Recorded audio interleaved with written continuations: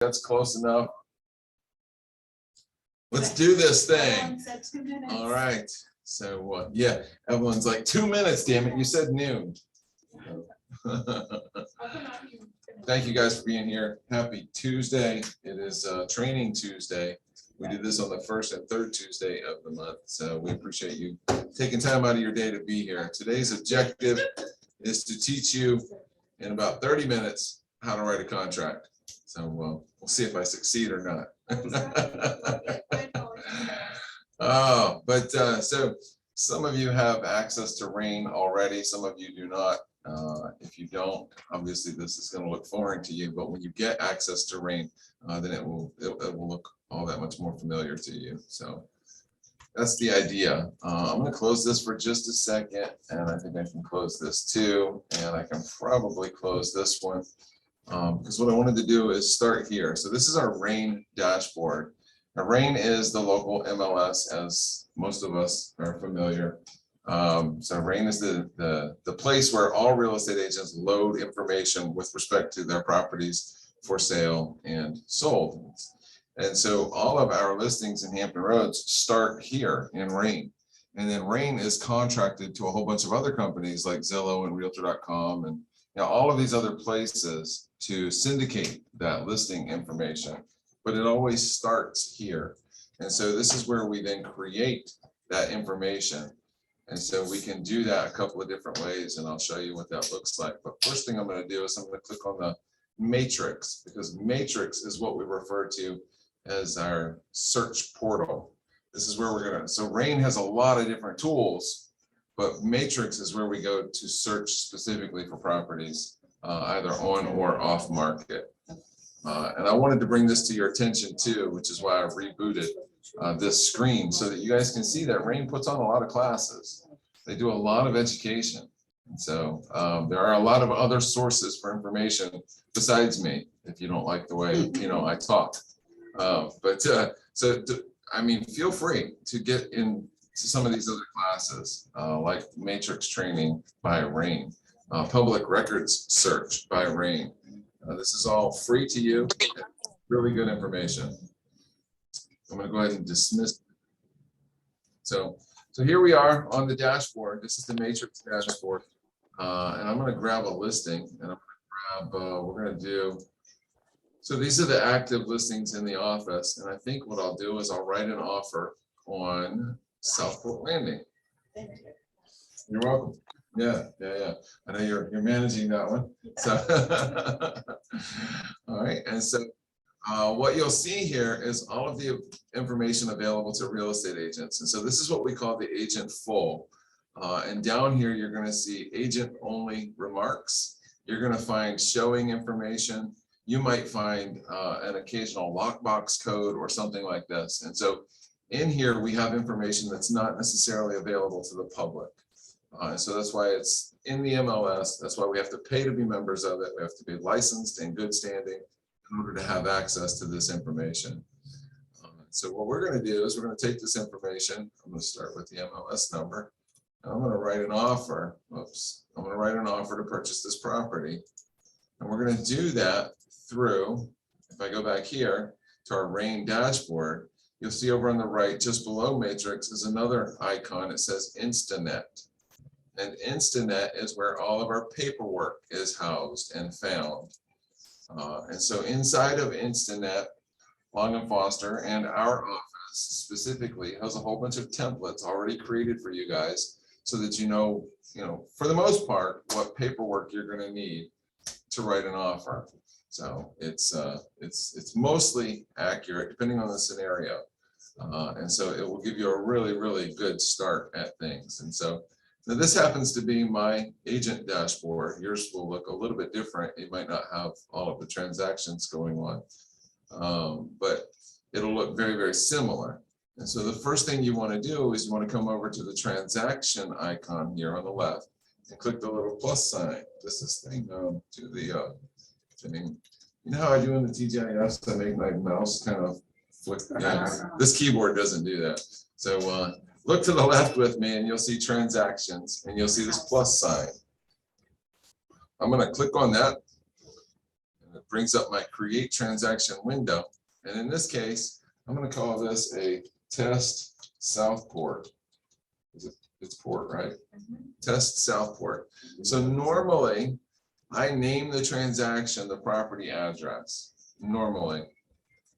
And because if you put your client's name there, it's possible that you'll have another transaction down the road with that client. And so that sometimes becomes confusing. But you do it however you want. You can name it anything you want. Nobody else will see it except you. And in this case, because I'm pretending to be a buyer's agent and I'm writing an offer to purchase this property, I'm going to click on templates and I'm going to go down through all of the Hampton Roads office, well, a few of the Hampton Roads offices, and I'm going to find Suffolk, and I want to find a purchase agreement or a resident, let's see, a sales contract. So we have a sales contract with a property inspection for the Suffolk office. And so hopefully you can see that here. You have the same templates, but they're designed for different offices. And so if you had a listing, maybe you would check listing residential Suffolk office. So most of the templates that you're going to want to have access to are already in here. And so we're going to click this one. And I'll show you what that does. We want to import information as much as possible from the MLS. And so in this case, I've selected RAIN as the source of that information. So you see there's REIN. There's also a realist. And so if you're doing a listing, you might choose realist and it'll pull in as much tax information as available. But in this example, we're doing a purchase. And so we're going to pull in the information from RAIN, which will automatically include us then as the selling agent or as the buyer's agent. This particular property has a POA. Okay. So I think there's a template for a property inspection with a POA. All right, let me go see. Property Owners Association. All right, let's go see. So I don't remember if I have one or not. I don't. Okay, you're good then. okay, all right, You're cool. gonna have to add that document. All right, I just cool. couldn't remember if it was there. All right. So some templates may or may not, or some neighborhoods may or may not have a homeowners association.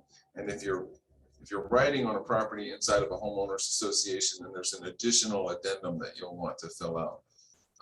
And so what I've done here is I've pasted in the MLS number that you guys saw me copy from right here in the listing. So I copied that and I just dropped it in here after selecting RAIN.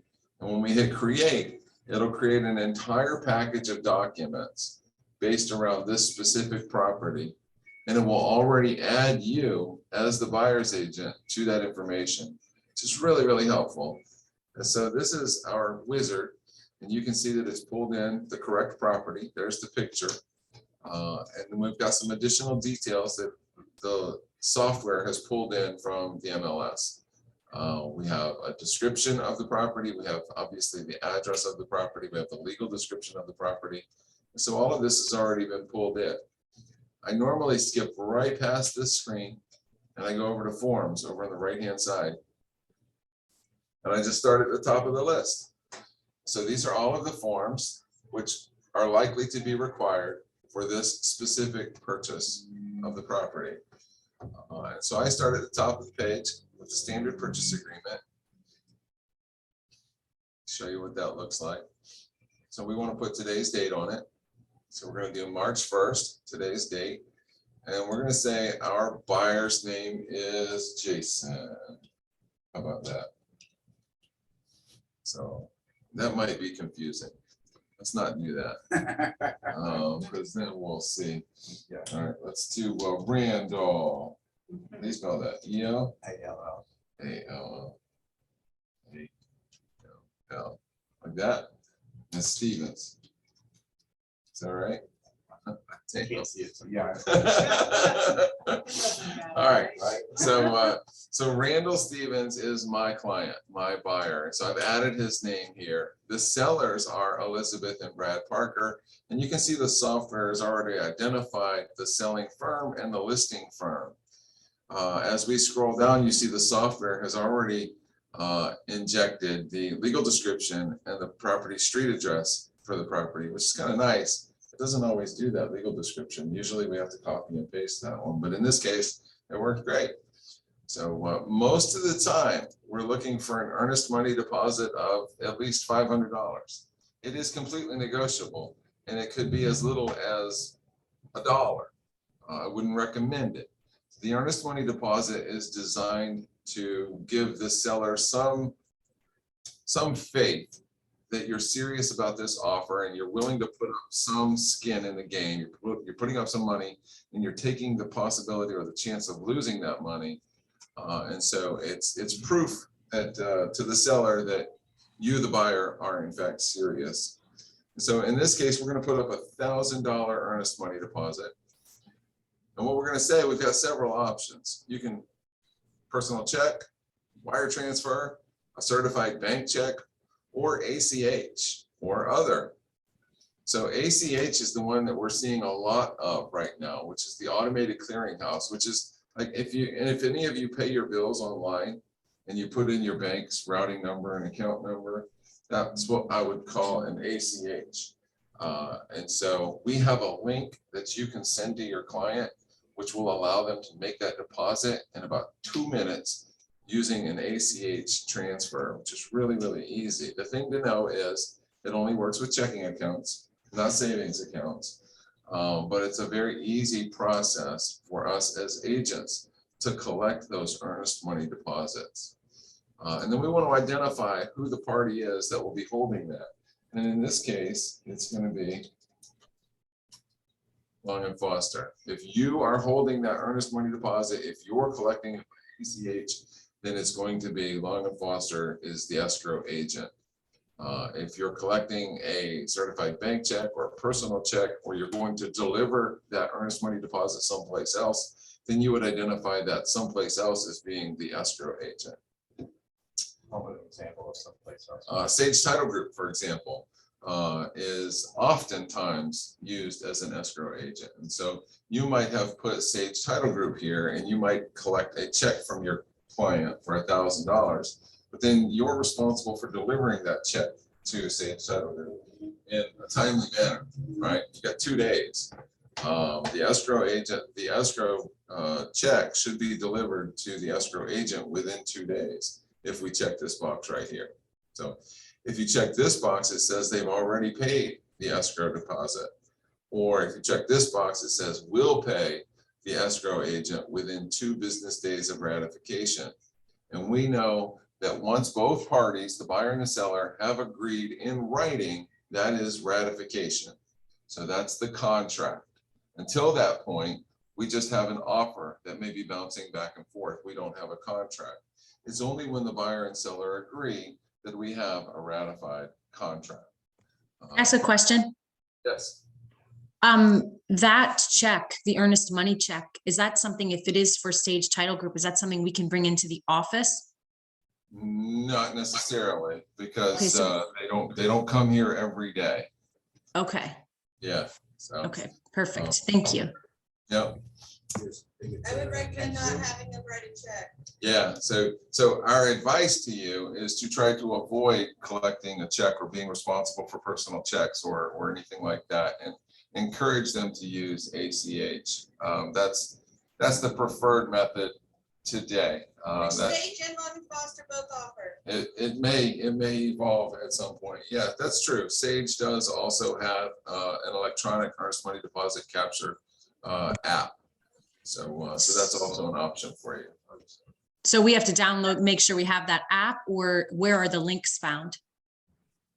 You You email Debbie at Sage and she sends your clients the information. what's that thing called? And our Long and Foster one is called Payload. Yeah. Or if you go to the cafe and you type Payload, it's called earnest money deposit. Wasn't that called earnestly or something? Yeah. It's what it used to be called, Yeah. but it's now called an electronic earnest money deposit if you go to the cafe. But Payload is actually the name. If you go to it, it'll say Payload. If you do a search in your inbox, Payload should have sent you an email with a username and a password, or if nothing else, at least a username, or how to access it.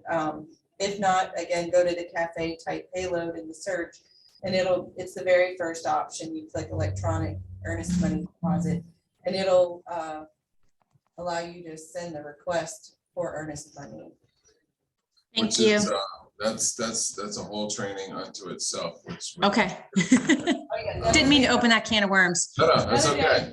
It's fun. But Sage Anything- Sage also has an app, that I can't remember what it's called right now, but Sages?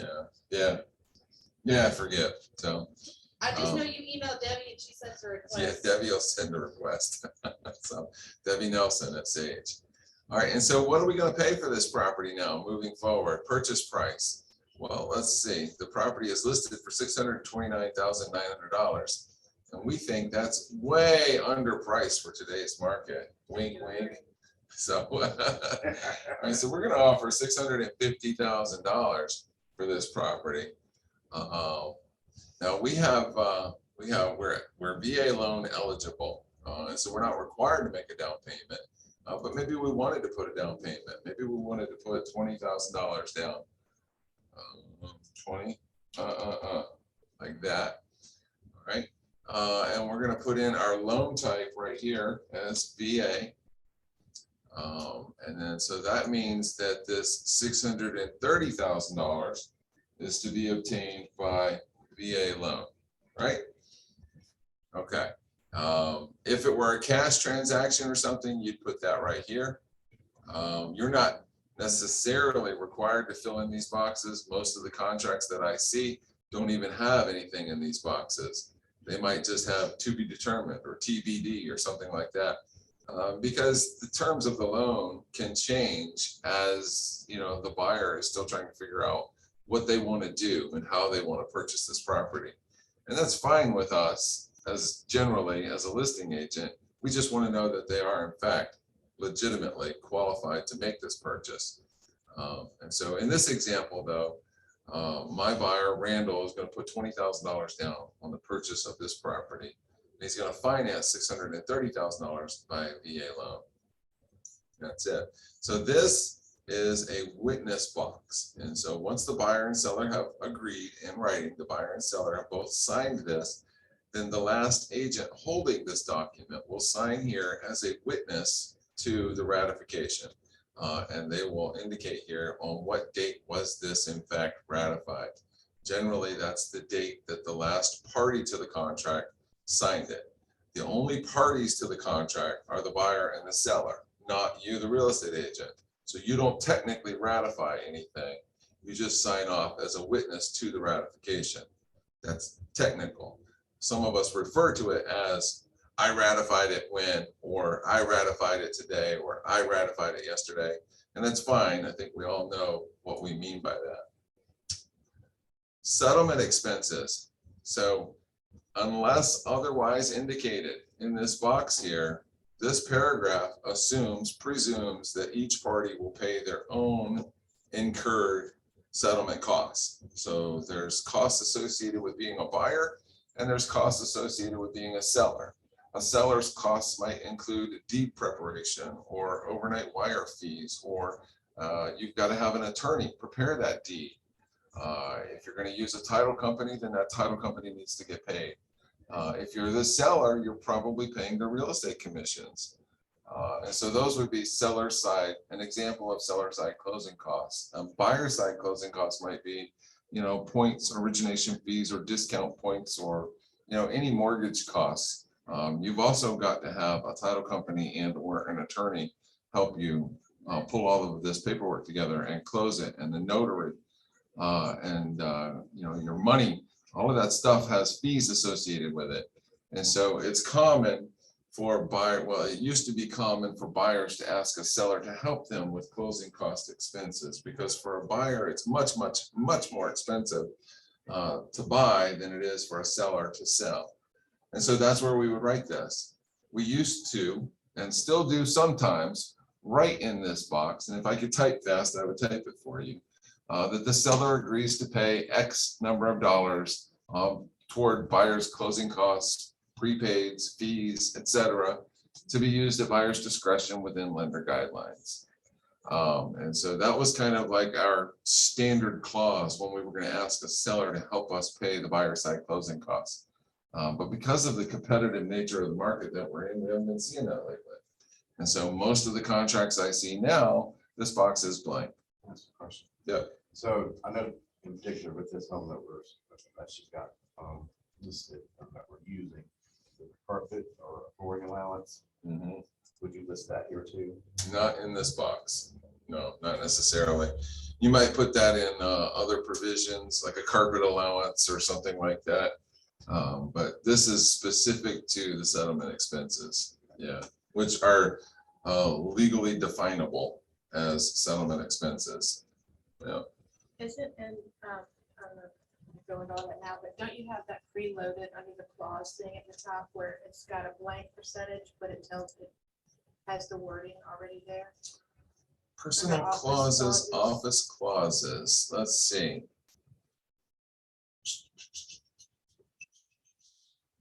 So this is not something that I use very often, but these are pre-written legal clauses that you can drop into the blank spaces on our purchase agreements. Where did you see that, Evelyn? If you go back up and click on Suffolk clauses, Oh, okay. and then I think there is, maybe scroll down, settlement costs for buyer. Settlement costs for buyer, It loads it right here for for VA or for FHA conventional. It just needs a blank where you put, 3 or whatever you're asking for. So I'm gonna try that. I'll say, okay, look at that. And so it automatically dropped all of that wording into this blank space. Oh, my clauses? Yeah, You're welcome. seller to pay X% of contract sales price towards buyer's total acquisition costs, including but not limited to origination fee, points, closing costs, prepaids, debt reduction, reimbursement of appraisal fee, credit report, home inspection, blah, blah, blah, blah, blah, blah, blah. So, Can you change that and put like a dollar amount instead of Yes. a percentage? yeah, you Whatever totally you could. You just go to the top. You totally could switch out that percentage for a flat dollar amount, which I would recommend. Recommend a percentage or a dollar amount. I would recommend the dollar amount, and most of the offers that I've written in the past, I figure out what that percentage might equate to, and I say, okay, I'm gonna translate that into a dollar figure. You know, whether it's 5,000, 7,000, 9,000, 10,000. And there's a couple of reasons for that. The sale price might change. You know, as a result of the appraisal, the sale price could change. The sale price might go down. But if I've asked them for a flat dollar amount instead of a percentage, I might still get more money for my buyer. So I've always translated it to a dollar amount. What's the usual percentage? Depending on the price of the house, it could be as much as 6%. If you have $100,000 property you're selling, the closing costs for a buyer are going to be in excess of $6,000, probably $7,000. That's probably around the base of your expected closing costs. Now, but $6,000 on a $600,000 home is only 1%. So I don't know that you can necessarily say what's an average, but as a rule of thumb, I'm looking to get anywhere from $7,000 to $9,000 from my buyer. And the lender can help you determine that. If you ask the lender Yeah, that your buyer is using, such as John, yeah. he will tell you what he thinks the closing costs would be. And he's usually right. So usually when we get a pre-qualification letter from John, he sends over several different examples, and he'll also send you a cost sheet, and it'll tell you then how much the closing costs are expected to be based on this particular loan type. You can also use the Sage, Yep. their little program that they have to figure that out as well. Cool, cool. All right. The deposit, this kind of outlines, the deposit, the earnest money deposit. So we know the deposit has to be in an escrow account by the end of the 5th business day. And this talks about, what it's there for and how it could be a risk to the buyer to put up that deposit. And so the way I've always explained it is, we're going to put this $500, or in this case, we're going to put $1,000 earnest money deposit up, and we're going to let them hold that in escrow until either the contract closes, you buy the house, at which point you'll get it credited back to you at closing, or until this deal comes apart. There are a couple of ways, however, you can lose this earnest money deposit. But if you back out of the contract as a result of a contingency, like the appraisal. Maybe the appraisal comes in low, the seller refuses to reduce the price, and therefore the deal comes apart. You're gonna get your earnest money deposit back. Let's say we have a home inspection contingency. And, you know, we go there, we see the house, it's pink, we wanted blue, we don't like it anymore, we back out, we're gonna get our earnest money deposit back. Let's say that the seller, for whatever reason, was not able to deliver to us a clean title to the property. It's not our fault, so we're gonna get our earnest money deposit back. But if we go all the way through this process and we get it appraised and we do the home inspection and we say, yeah, we're buying this house, and then we up and change our mind for no contingency reason at all, the seller could claim our earnest money deposit as damages for backing out of that contract. That's what it's there for. Can I ask a question? Yep. So in Lynn Eagle's case, her contract back on that, it's just because they didn't like the neighborhood. They get their earnest money back. If they were still under the time period of a contingency, the inspection contingency, for example, yeah, absolutely. That's another great one. So speaking of neighborhoods, if you're in an association neighborhood, if you're in a condo association or an HOA or a property owners association, that is like a blanket get out of jail free card for a buyer. So until those documents have been delivered to the buyer and they've had 3 days to review those documents, they can terminate the contract at any point in the process. Any point. All they have to do is say, I don't want to live in that association. I don't like the docs, right? And so I think it's in our best interest as listing agents to remove that contingency as soon as possible by ordering those HOA docs generally right after the home inspection. Now, I don't want to spend the money for the HOA docs unless I know that the buyer has some level of commitment to this process. And so normally I'll wait until after the home inspection. Because now I know they've at least got $400 or $500 and hours of time invested in this purchase. So now I feel more confident spending the $200 or $300 to order the HOA docs. What if you have the old docs? Yeah, the docs are supposed to be specific to the transaction. Okay. Yeah, so when you go into like HomeWise, for example, and you order HOA docs, you're supposed to put in the buyer's contact information, the buyer's name, phone number, email address. And that it's supposed to be in that package of documents somewhere. It's specific to the transaction. Who essentially has to pay then for the $200 to $300? Who does that fall back on? It's the seller's expense. Seller, okay. But the seller is agreeing to provide docs or the HOA docs. It's negotiable.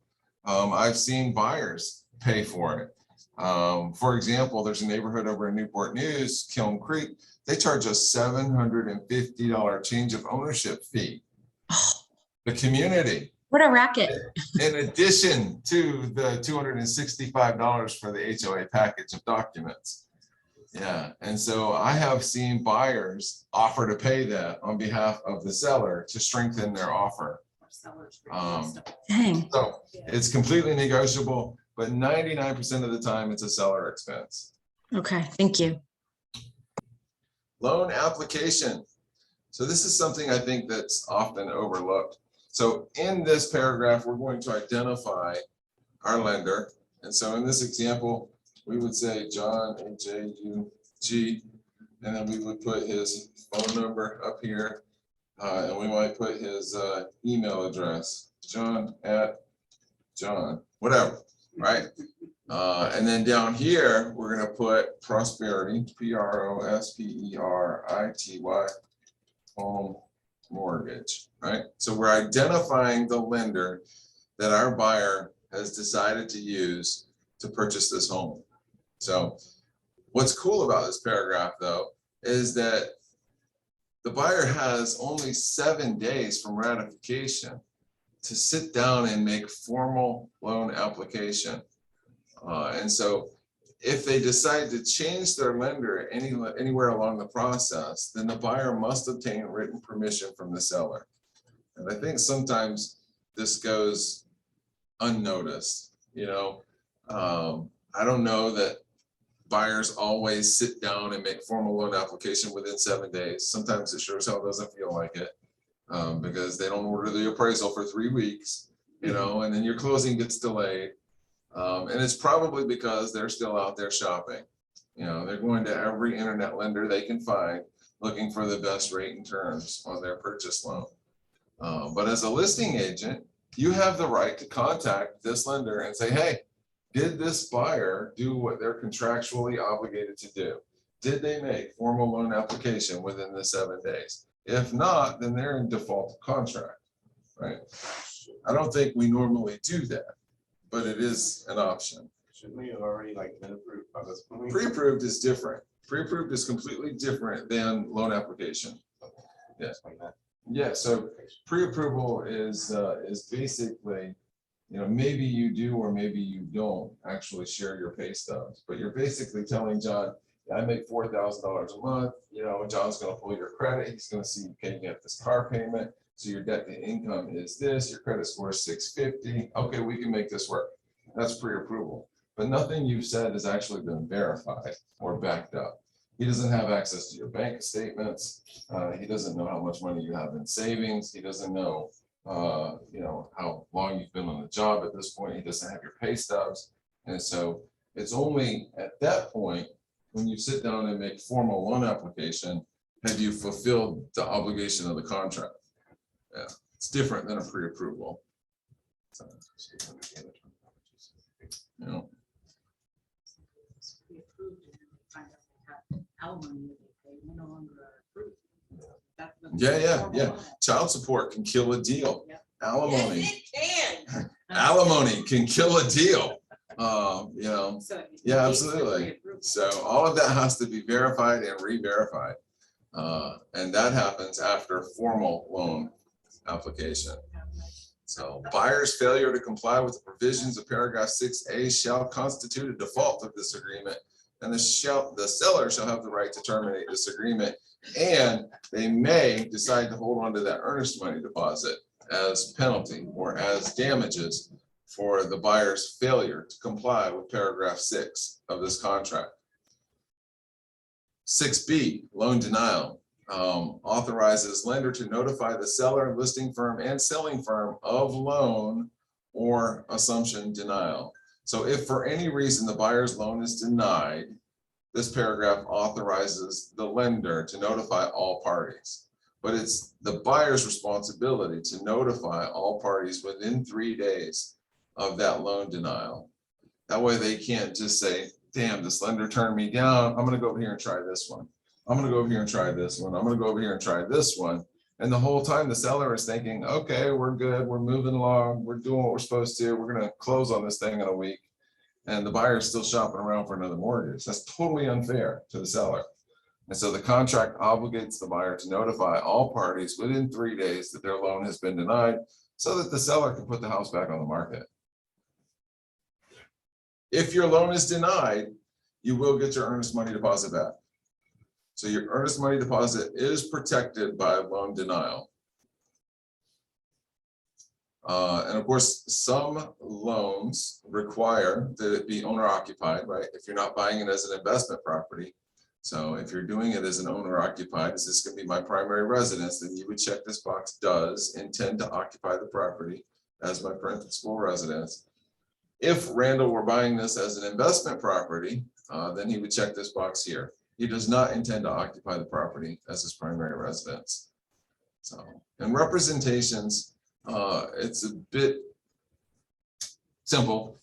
Unless otherwise specified in this agreement, buyer represents that neither this agreement nor the financing is dependent or contingent on the sale, settlement, lease, or refinancing of other real estate. And so the way I explain this paragraph is that everything that you've shared with me to this point has been truthful and honest, and we expect that of the other party as well. So the buyer and seller agree to be upfront and honest and truthful with relationship to this transaction and anything that might apply to it, be it financing or providing clean title to the property, that sort of thing.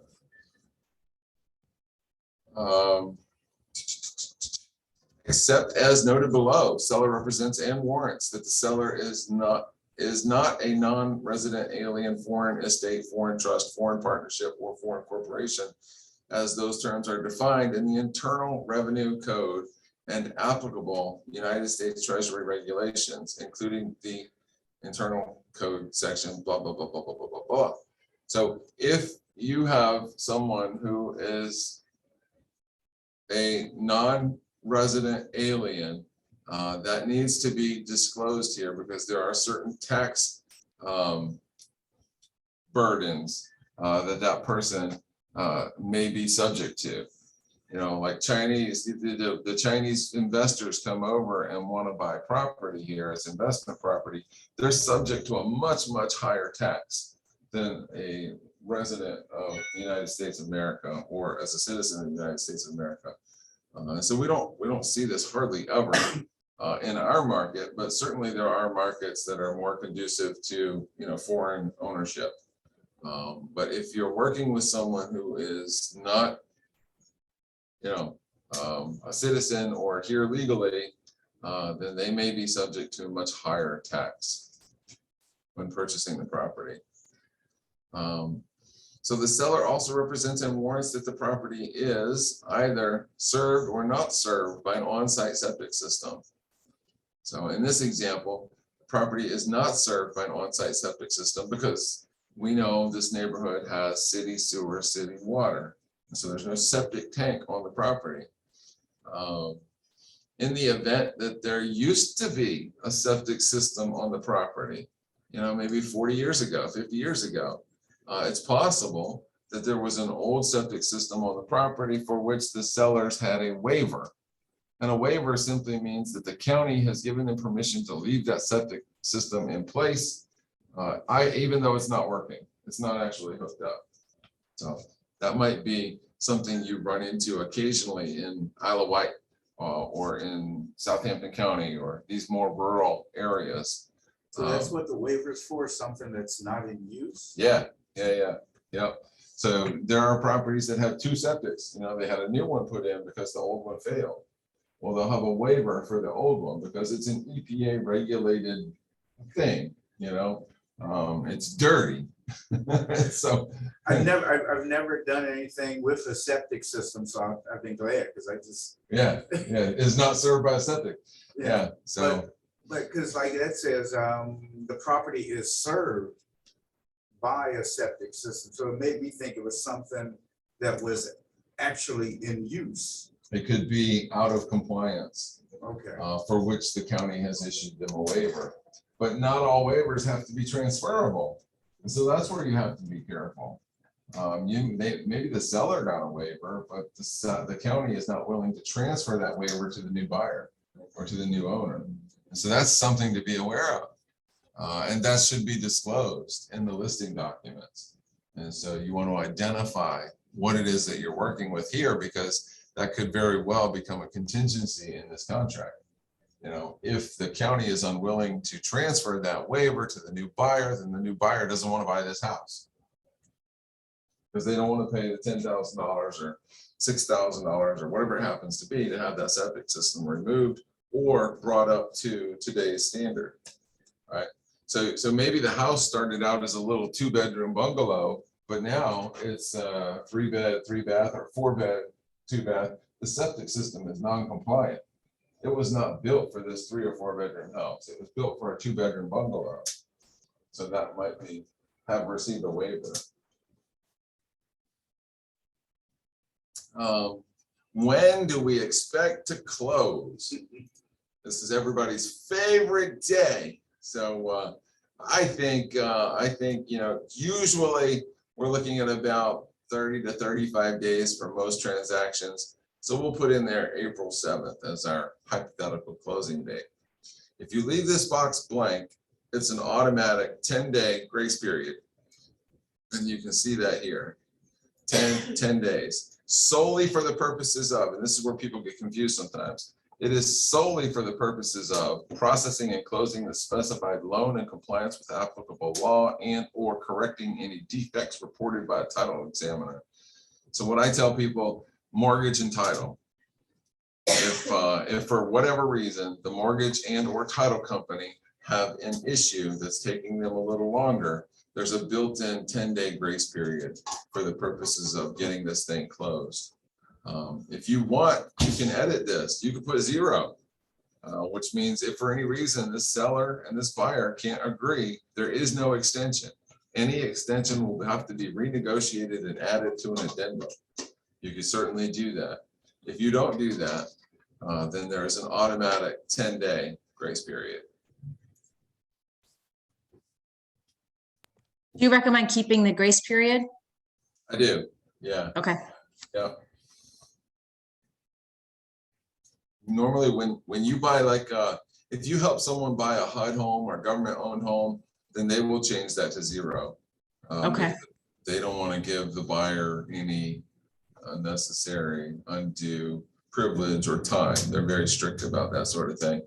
But if you need an extension, you can get one, but they're going to charge you $150 a day for this extension. Yeah, something to be aware of. So buyer at buyer's expense waives or desires a survey and, if appropriate, elevation certificate of the property.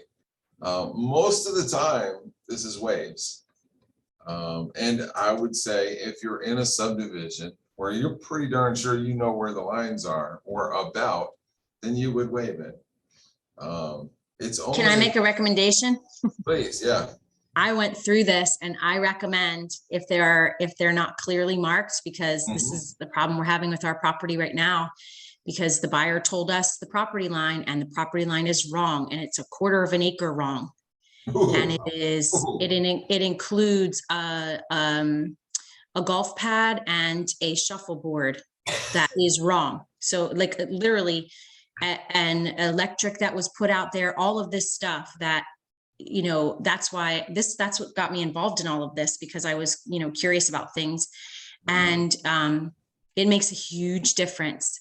So if you are not completely sure of, and I would think that, you know, if you were if you were selling something that's in a development, like you said, that's a little bit different. But if there's any question at all, it's worth getting that survey. We certainly wish we would have had the survey. And I still don't know, I'm still questioning whether or not we have rights, because our deed does say that things that are apparent to the land, but that's something I still, you know, we still are looking for a land attorney for that and finding out information, but it's a big deal. And, you know, if it's not clearly marked, I highly recommend. I totally agree with you. That's my next line. So if in the event you're purchasing a property that is a little bit more rural, or the boundaries are a little less clear, less identifiable, then get the survey. If you don't think you need it right now, because you're buying in a subdivision, but you're going to put up a fence one day, or you want to put a garage out back one day, then you can get a survey at any point. It doesn't have to be part of this transaction. Good point, Holly. Thank you for sharing that. Sure. I hope that works out for you. Oy. All right. All right, probations and escrows. So 99% of the time it's going to be box A, which says that this is new financing or cash, and all real property taxes, insurance, rents, interest, and appropriate homeowners association or condominium association fees or dues or other reserves and assessments shall be prorated as of the settlement date. So just real simply, we check box A and we say everything will be prorated as of closing day. So you will never purchase a home in Virginia. I'm talking to my buyer. You will never purchase a home in Virginia with back taxes or utility bills or HOA fees. So everything gets current and prorated as of closing day. That's how I explain that real simple box there. So What happens if they're behind on homeowners association dues? if they have any equity in the property, the title company will transfer the equity to the HOA. It has to be current. Yeah. And if they don't, then some settlement will have to be reached prior to closing, because those back HOA fees cannot impact or affect the buyer's rights to that property. So in this example, again, Randall is using a VA loan. And so we're going to identify our loan type in paragraph 11. And in this case, it's the HUD, FHA, or VA financing. And then we're going to put in our dollar amount right here. And so if we remember, he was paying $650 for this property. You're going to put $20,000 down. Yep. But your purchase price is $650,000. So that's the idea. And this paragraph talks about the appraisal and how it is key to the lenders verifying the value of the property. And so let's just read this bold print. It says the appraised valuation is arrived at to determine the maximum mortgage the Department of Housing and Urban Development of the Veterans Affairs will insure. HUD Department of Veteran Affairs does not warrant the value or the condition of the property.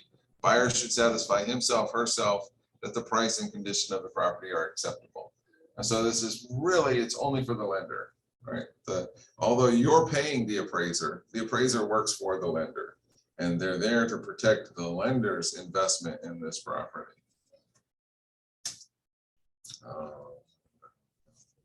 A cool little factoid about this, and I don't want to go down too far in this rabbit hole, but today's market, we're seeing people pay over and above appraised value for properties, or they're offering over and above the appraised value of a property. Something to be aware of, though, is that if they're getting an FHA or VA loan, it's against the law for you to require them to pay more than the appraised value of the property, even if they promise to in the contract. It's really stinky. But let's say, I'll give you a hypothetical example. So you have this veteran, he's buying a house for $650,000. And he says, even if the house appraises at $640,000, I'm willing to pay that $10,000 difference. And he says that in the contract, in writing, in other provisions. Well, you're a week away from closing now. The appraisal came in at $640,000. You, the seller, think you're still going to get that $10,000 guarantee. That's what we call the low appraisal guarantee. We think we're going to get that. And then the seller or the buyer at the last minute says, you know what? I just don't have that $10,000. I'm sorry. I can't give you $10,000 cash. There's nothing you can do about it as a seller, because the law prevents you or the contract from requiring them to pay more than the appraised value of the property. So something to be aware of. We have not seen that yet. I have not seen that yet, but it does exist. It can happen. And in that event, the seller has the right to say, well, then I'm not selling you the house, right? But I mean, now you've wasted 4, 5, 6 weeks in this process. Maybe the seller still sells the house now for a reduced price, you know, and as a listing agent, you're going to feel like a schmuck because you didn't prepare your clients for the possibility they get shafted by the federal law and the requirements of a VA loan or an FHA loan. Just something to be aware of. We haven't seen it yet, but it does exist. If we were getting conventional financing, if we were paying cash, obviously, this would apply. If there were, this is a cool paragraph, paragraph 12, property condition. I'll try to speed up a little bit. If there were a deal breaker, when you went to show the house, when you went to see the house and you noticed that the back bedroom window was busted out, the deck was falling off, or the front door doesn't work, whatever it is, if there's a deal breaker when you go see the house, and you say, I'm not buying the house unless they do this, then you would put that here under property condition. Otherwise, if everything looks good on the surface and they look at the house and the house looks, yeah, okay, I think I would be willing to buy the house like this probably, but I need to get a home inspection to make sure. Then you would leave this blank and you would just defer them to the home inspection. And you would wait for your home inspection contingency and your home inspector to go out there and actually visit the property with you. So most of the time, this is blank. Yeah. The buyer has or has not physically inspected the property. It just means It doesn't mean necessarily inspected. It means has the buyer physically seen or been to the property?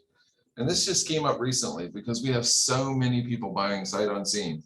We have so many people because it's so competitive right now. People are saying, you know what, it looks good in the pictures, let's write an offer, right?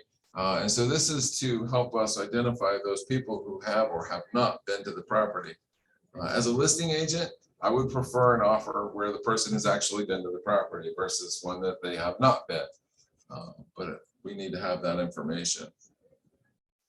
If they have not been, then there is a separate addendum. Buyer is required to execute the no physical inspection addendum, which shall be incorporated into this agreement. Can I ask a quick question? Yes. What is the average cost, just out of curiosity, the average cost of an inspection? Or does it vary, obviously, from place to place, I'm sure, but the average? Most of them charge by square foot. Some of Okay. them will charge a little bit more for a crawl space or what have you, but what I'm seeing is, I would say 350 to 450. Does that sound about right to you guys? Yeah, yeah. 350 to 450 for most Kelly homes. says she's got one for 550 right now because of the garage. Okay, all right, so Okay. Kelly's got Okay, one thank for you. 550. Yeah. Thanks. Sorry to interrupt. No worries. Paragraph 13.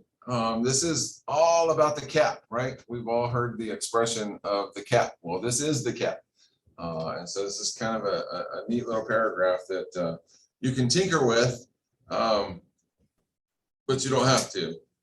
It's an automatic obligation to the seller to contribute towards the treatment and or repair required by termite moisture, appraisal, or septic. Those are the lender required repairs and or treatments. Not home inspection. Home inspection is completely negotiable, 100% negotiable. The seller is not obligated to do anything as a result of your buyer's optional home inspection. But the seller, when signing, is obligated to contribute 1% of the sale price in this example, because you can see here, if you leave this blank, if it's blank, the parties deem the amount to be 1% of the purchase price, which is what we refer to as the cap. So most of the time I just leave it blank, but for today's example, we can put in 1. I have also eliminated the cap on behalf of a buyer who is, super aggressive in their offer. You can put 0 in here, which tells the seller that you're not going to require they contribute towards the treatment or repair of a property. So they know right off the gate, in this example, they're going to save up to $6,000 if there were a termite required treatment and or repair, right? Because you put 0 in as a cap. But most of the time we see a 1% cap. You could change it to 0.5% or 1/4%, depending on the price of the house and how you interpret the possibility for treatment and or repairs being required. Completely negotiable. Could you do it higher? You could, yeah, yeah. Say it's a piece of shit house, and you have a feeling that the termite and moisture company is going to have a lot to do, or you think that appraiser is going to require a new roof, right? Raise it up, tell you 3%, whatever it happens to be. Yeah, you can totally do that. This house is a dog. So, yeah, completely negotiable. And then we identify, of course, who's paying for these inspections. The termite and moisture inspection, for example. Most of the time, if I have an aggressive buyer who wants to give as much as they can to the seller in order to, hopefully win the offer, win the property, then we'll say seller. So that way the seller has the choice of the termite and moisture company that does the inspection and how much they spend for that inspection, right? I've also seen seller buyer, which says then that the seller can choose the termite and moisture company and the buyer will pay for it. That's super aggressive, right? Something less aggressive might be the buyer will choose the company and the seller will pay for it. I wouldn't like that at all if I was the seller. So I would say that's a less aggressive offer. But it's something you should talk to your clients about, because it can make the difference between winning and losing a property. If you know of something like a detached shed or the detached garage or something, or the swing set or something like that, and you want to add that too, you can write that in there. So maybe you're going to say the shed. I also want that to be inspected, or I want the deck to be included because I feel like that deck might have termites or moisture damage or something like that. So you can include those items there. The deck wouldn't automatically be included if it's attached. It depends on if it's attached. It might look like it's attached. It may not actually be attached. It could be a freestanding deck sitting next to a house. Yeah. And then here we're going to identify the timeline which we have to complete this inspection. I personally, I see a lot of contracts come in and it says 10 days, you know, just like the home inspection. I personally have never done it that way because to me, it's one of those things that I feel like it has to be dated within 30 days of closing anyways. So I'm going to put it out a few weeks. And so if I had 30 plus days to close, I might put 21 days in there. I'm going to give the seller a little more time to comply with the requirement for the termite moisture inspection report. It's not something that needs to be done right away. It's just not. And then this is where we talk about, in the unlikely event, the party that has been selected up here to order the report forgets to order the report, and the other party has to act, then the obligated party in the contract will reimburse us up to $125. So in this example, let's say, for example, we have seller to order and seller to pay for the termite moisture inspection report. Well, let's say 21 days goes by and they haven't done it. They forgot. Here it is, day 27. We're going to be closing in 3 days. I'm calling my guy. I'm calling my termite moisture guy because I know he can get over there tomorrow and get this done for us. Well, this will obligate the seller then to, first of all, allow me to do that and pay my guy, my termite moisture guy, up to $125 for that inspection. That's what that's all about right there. But it doesn't ever happen. I've never, well, okay, so usually what happens when an agent forgets is the other agent calls and says, hey, did you get that termite and moisture yet? And they're like, oh shit, I forgot. I'll order it right now. And we all just let it go at that. That's normally what would happen. Is it advisable to have such a long period, 21 days? I think it is, because I don't think, in most cases, I don't see this as a potential deal killer. Beyond the home inspection. Yeah, so we're already well beyond the home inspection at this point, right? So identified needed repairs have already been laid on the table. And so the seller is obligated by the 1% cap to make a significant potential contribution towards the treatment and or repair of any identified issues by the termite moisture company. So to me, I'm totally cool with pushing this off down the road. I was just thinking that if we're trying to close in 30 days and on day 21, you find some issues that might take a while to fix, that could push closing back? Or It could, yeah, absolutely. It could, yeah. If he went in there and found a rotted sill plate, or the floor joists were rotten or something, and for whatever reason, our home inspector completely missed it, which has happened, we've seen that. And you know, maybe the band board is completely rotten and it's going to take them a couple of days to fix it, but they can't get you on the schedule for 2 weeks. That could be a problem. Yeah, that could definitely get in the way.